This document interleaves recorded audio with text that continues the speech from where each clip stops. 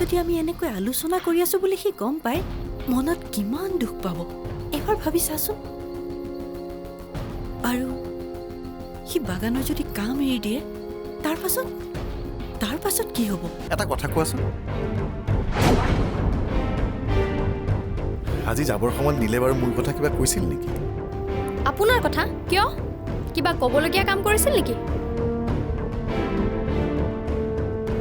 কাম মানে কিবা বেয়া কাম আজি কিন্তু মোৰো সন্দেহ হৈছে পৰীক্ষাটো দিয়ে এইবাৰ মই সব হিচাপ পত্ৰ চামহি চাবাতো অঁ চাব লাগে ক'ত কি খেলি মেলি কৰি থৈছে কোনে জানে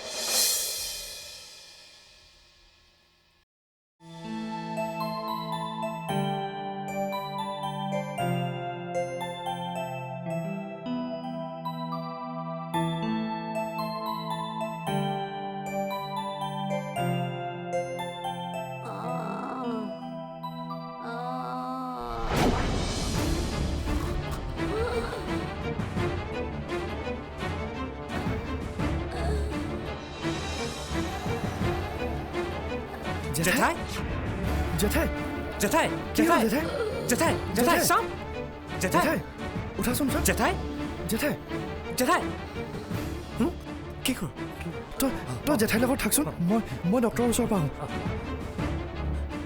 জেঠাই জেঠাই জেঠাই জেঠাই উঠকচোন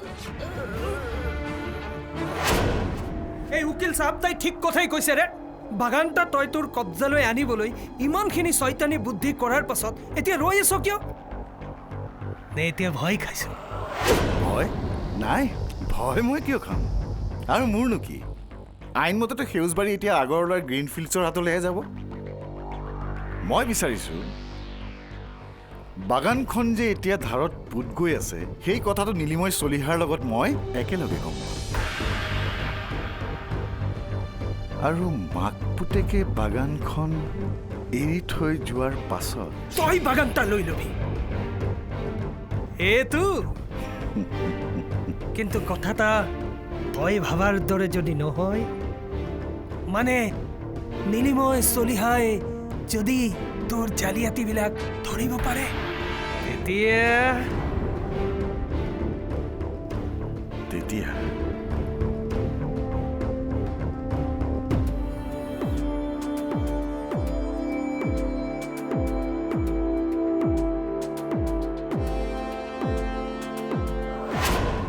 তেওঁক মই আঁতৰাই পঠিয়াব লাগিব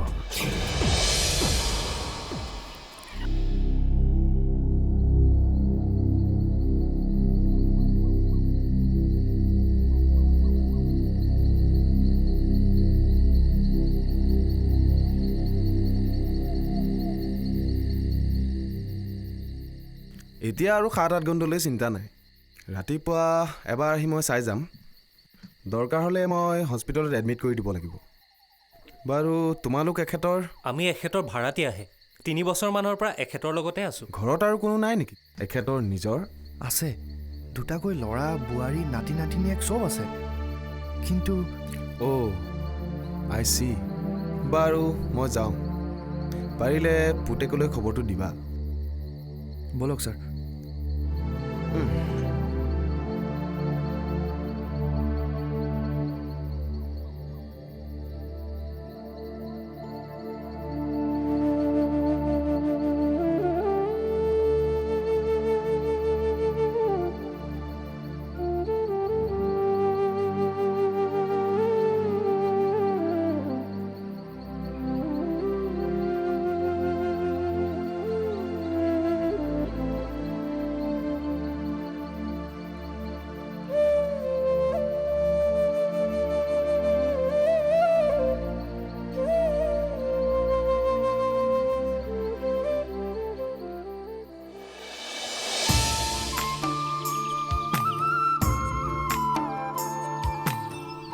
জোনালী ভালে আছ বাদৈ লাগি থাকক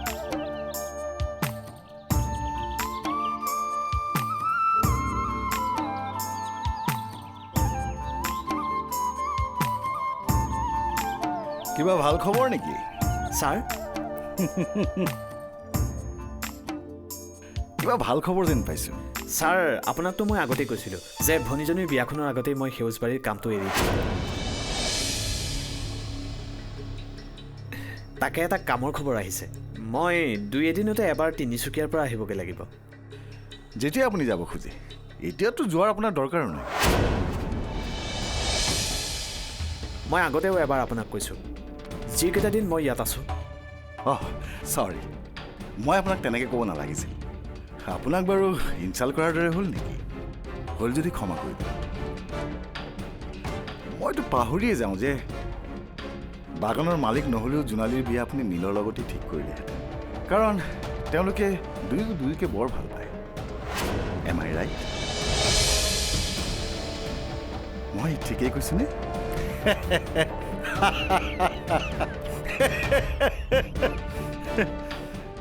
বাৰু যাওক। বৰঠাকুৰ ছাৰ, পূজা আহি আছে, কেনেকুৱা লাগিছে? এইবাৰ বোনাছ ডিক্লেয়াৰ কৰিব পাৰিম জানো? বোনাছ ক'ৰ পৰা দিব? এতিয়াতো ধাৰ কৰি দিবলৈ দেৱানন্দ চলিহাও নাই।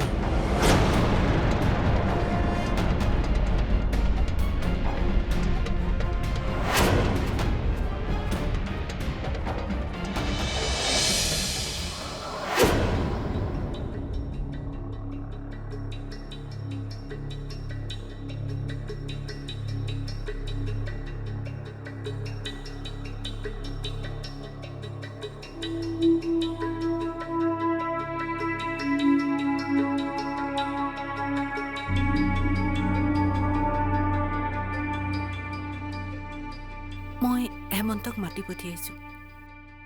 বাগানৰ অৱস্থা যদি ইমানেই বেয়া, তেওঁ মোক জনোৱা নাই কিয়? একেটাই কাৰণ মাহিদেউ, মই আপোনাক এইবোৰ কথা কওঁ, আপুনি নীলক খবৰ দিয়ক। কাকতি, আপুনি বাৰু কেনেকুৱা মানুহ? নিজৰ মানুহ বুলি ভাবি মই আপোনাক কিবা কথা এটা ক'লোঁ, আৰু আপুনি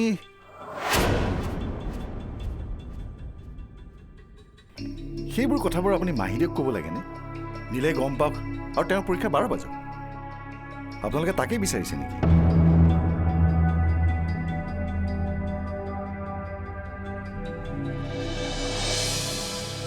কিন্তু হেমন্ত, বোনাছৰ কথাটো জানো তুমি নীলৰ পৰা লুকুৱাব পাৰিবা? পাৰিব লাগিব। আৰু মাহিদেউ, ব্যৱসায় কৰিলেতো লাভ লোকচান দুয়োটাৰ বাবে সাজু হৈ থাকিব লাগিব। আৰু আপোনালোকে চিন্তা নকৰিব, বোনাছলৈ এতিয়াও সময় আছে, মই কিবা এটা কৰিম। হেমন্ত, সেউজবাৰীত বোনাছ নহ'লে চাগে ছাৰৰ আত্মায়ো শান্তি নাপাব। নে মই ভুল কৈছোঁ নেকি মাহিদেউ?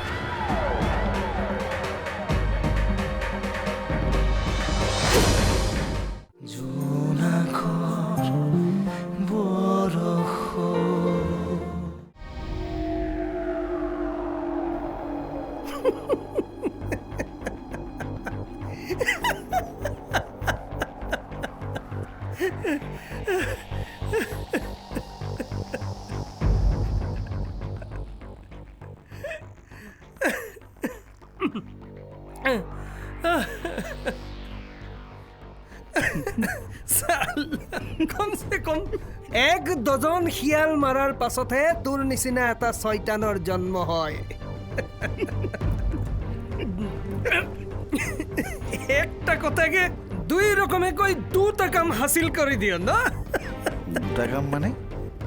আৰু কি? চালা প্ৰথমতে বোনাছ নহ'ব বুলি সঁচা কথাটো কৈ জোনালীৰ ককায়েক ৰবিনক ভয় খুৱাই দিলি। ছেকেণ্ডতে মই কিবা এটা কৰি আছো বুলি কৈ মালিকৰ একদম বিশ্বাসী হৈ গলি।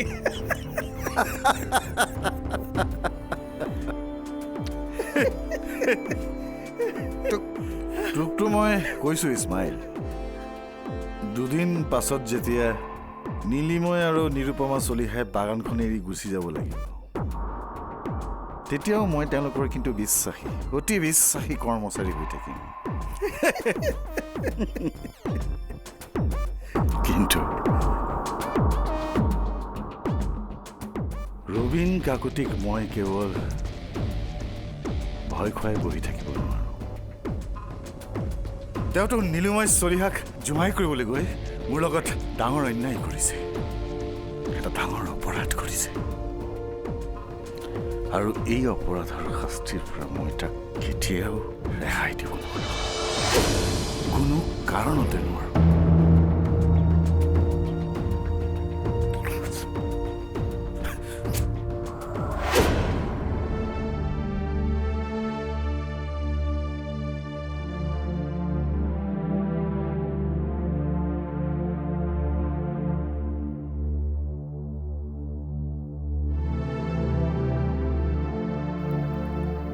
পৰীক্ষা দিবলৈ হাতী গৈছেতো। মোৰ আজি পৰীক্ষা নাই বাবেহে আপোনাৰ ওচৰত আছোঁ। পৰীক্ষা নাই যদি নিজৰ কোঠাতে পঢ়া শুনা কৰি থাক। এনেই মোৰ ওচৰত থাকি সময় নষ্ট কৰা দৰকাৰ নাই, বুজিছ? সময় নষ্ট কৰা বুলি কিয় কৈছে? ডাক্তৰে কোৱা বাবেহে মই আপোনাৰ ওচৰত এনেকৈ বহি আছোঁ। ডাক্তৰে কৈছে কিয়? মোৰ ওচৰলৈ যমদূত আহিলে তাৰ মানে তই খেদিবলৈ বহি আছ? জেঠাই কিনো কথাবোৰ কৈ থাকে? তেনেকুৱা কোনোবা এজন আহিলে মইতো শৰাই গামোচাৰে আদৰি আনিম।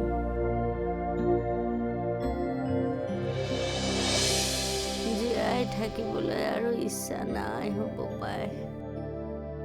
ভিতৰি ভিতৰি মোৰ কেতিয়াবাই মৃত্যু হৈছে। মিছাকৈয়ে মৰা শটো ৰখি কিয় সময় নষ্ট কৰিছ? যা নিজৰ কাম কৰগৈ যা।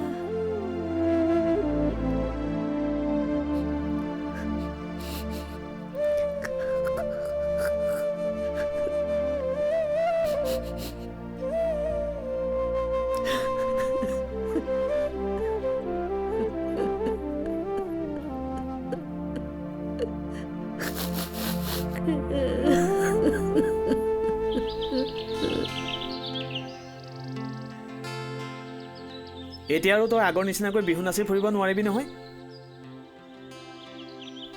আগতে আইক কথাটো ক'ব লাগিব, তেওঁ বা আকৌ কি কয়? তেখেতে একো নকয়। তেখেতেতো কৈছে যিটো কাম কৰি মোৰ ভাল লাগে, যিটো কাম কৰিলে কাৰো একো ক্ষতি নহয়, তেনেকুৱা কাম নকৰিলেহে তেখেতে বেয়া পাব। ঠিক আছে ঠিক আছে, তেতিয়াহ'লে যাবি। কেতিয়া আছে ফাংচনখন? তেওঁলোকে বাৰটো এতিয়াও জনোৱা নাই, কাইলৈ মানে জনাব চাগে। মইতো আপোনাক কৈছোঁৱেই মাহিদেউ, এইবোৰ একো নতুন কথা নহয়। পূজাৰ সময়ততো বোনাছৰ কথা লৈ এনেকুৱা গণ্ডগোল হয়েই। কিন্তু আমাৰ সেউজ বাৰীততো এনেকুৱা কথাৰে আগতে কেতিয়াও গণ্ডগোল হোৱা নাই। এইবাৰো নহয়। মোৰ ওপৰত আপোনাৰ বিশ্বাস নোহোৱা হ'ল নেকি?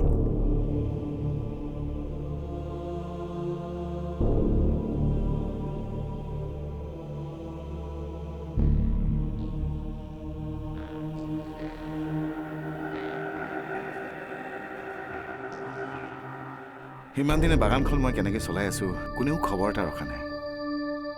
এতিয়া বাগিচাখনৰ কাম কাজৰ ওপৰত অফিচৰ কেৰাণী মহৰীয়াও মাত মাতিব পৰা হ'ল।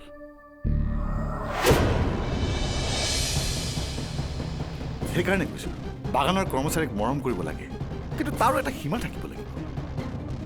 নহ'লে এটা সময়ত কোন মালিক কোন কৰ্মচাৰী সেইটো ধৰাই টান হৈ যাব।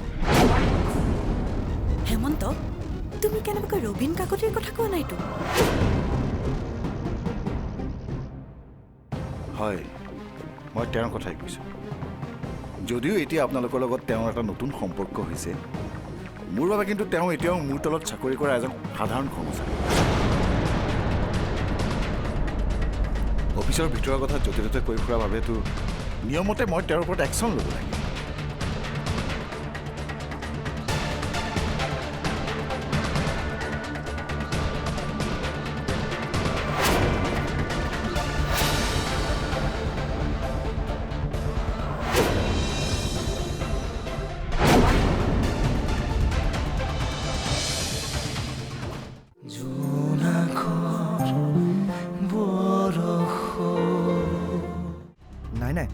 জোনালীৰ কথা নহয়,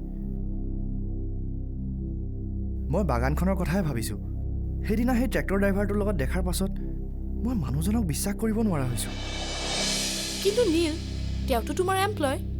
তেওঁৰ কাম কাজ যদি তোমাৰ ভালেই লগা নাই, তেওঁকতো তুমি কামৰ পৰা আঁতৰাইও পঠাব পাৰা। পাৰোঁ, কিন্তু প্ৰব্লেমটো কি জানা? আন বহুতো টি প্লেণ্টাৰৰ সন্তানৰ দৰে ময়ো চাহৰ বিষয়ে সম্পূৰ্ণ অজ্ঞ, আৰু কাম জনা মানুহ পোৱাটোও সহজ নহয়। তেতিয়াহ'লে তই কি ভাবিছ? ভাবিছোঁ পঢ়াটো আৰু কণ্টিনিউ নকৰোঁ। অন্ততঃ মই থাকিলে হেমন্ত বৰবৰাই হয়তো যিকোনো কাম কৰিবলৈ সাহস নকৰিব।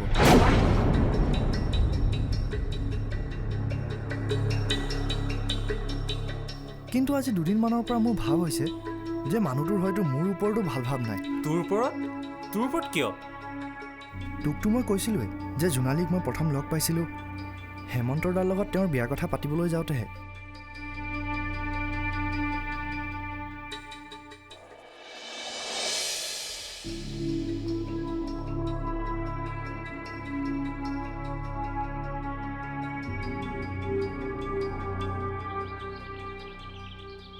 মইতো সেইটোৱে বিচাৰিছোঁ বৰঠাকুৰ। নীলিমাই অন্ততঃ বাগানখনৰ অৱস্থাটোৰ কথা নিজেই বুজি পাওক। কিন্তু তেতিয়াতো আপোনাৰ তেতিয়া আৰু কি হ'ব? চিঞৰ বাখৰ কৰিব, হয়তো মোক সন্দেহ কৰিব, কিন্তু তাৰ পৰা জানো কিবা লাভ হ'ব? আমাৰ হাতত প্ৰমাণ আছে বৰঠাকুৰ। বাগানৰ অৱস্থা যে দেৱানন্দ চলিহাৰ দিনৰে পৰা বেয়া আছিল, সেই কথাৰ প্ৰমাণ বুক অফ একাউণ্টছেই ক'ব। ইনফিল্ডৰ পৰা লোন লোৱাৰ কথাৰো প্ৰমাণ হৈ যাব। মুঠৰ ওপৰত সেউজবাৰীক ৰক্ষা কৰাটো তেওঁৰ পক্ষে কোনোপধ্যেই সম্ভৱ নহয়। কিন্তু আৰু এটা হিচাপ কৰিবলৈ আছে বৰঠাকুৰ। আৰু এটা হিচাপ? আপুনি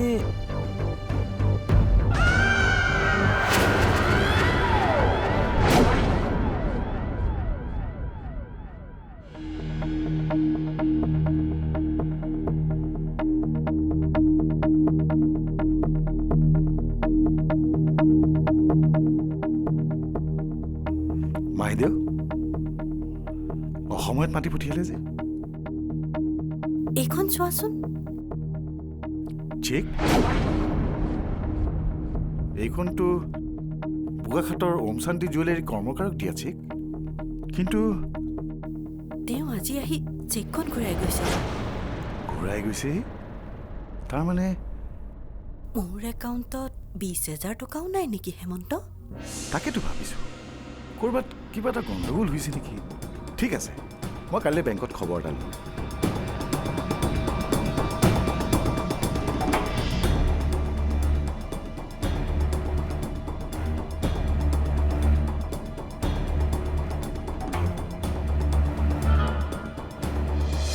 মই ঘৰতে থাকিম। দাদাটো ৰাতিপুৱা পাবহিয়েই। এওঁলোকক বুজাই লাভ নাই মাহিদেউ।